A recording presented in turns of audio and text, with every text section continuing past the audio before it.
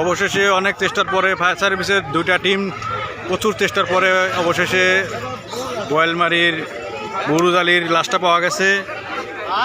এখানে একটা মর্মান্তিক শোকের এবং বাতাস ভারী হয়ে গেছে আত্মীয় স্বজনের ভিড়ে।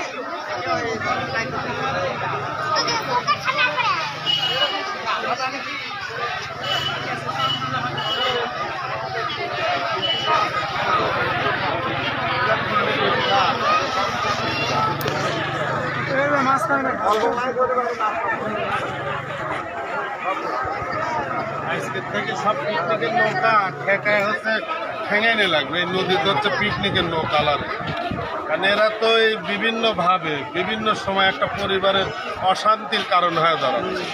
রাত্রের পিকনিক যেটা আসলে মানুষের হচ্ছে চরম ক্ষতির কারণ হচ্ছে, একটা পরিবারের হাসি বিনষ্ট হচ্ছে। এই জন্য পিকনিকের নৌকাগুলোকে ধরে আগে উপযুক্ত শাস্তি প্রদান করা দরকার, তাহলে এইগুলি হচ্ছে ঠিক হবে। রাতের আধারে নারী নর্তকী নিয়ে পিকনিকের নৌকা সব যে আনন্দ উল্লাস করতেছে, যেটা একটা সময় একটা পরিবারের কান্নার কারণ হয়ে দাঁড়াচ্ছে।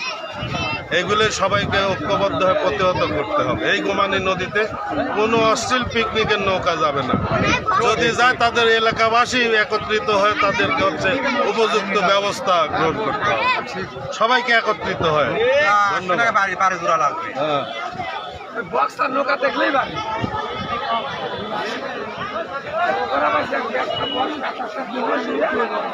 দেখেন শোকের একটা মাতম তৈরি হয়ে গেছে।